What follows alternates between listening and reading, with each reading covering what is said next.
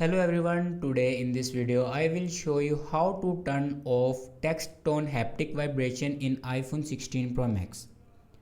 So first of all, before watching this video, don't forget to subscribe the channel and also press the bell icon.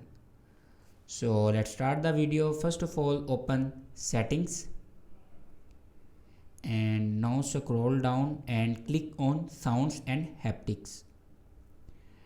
After clicking on sound and haptics, you can see the option text tone. Click on it and on top you can see the option haptics. Now click on haptics and here you can change your text tone haptic vibration.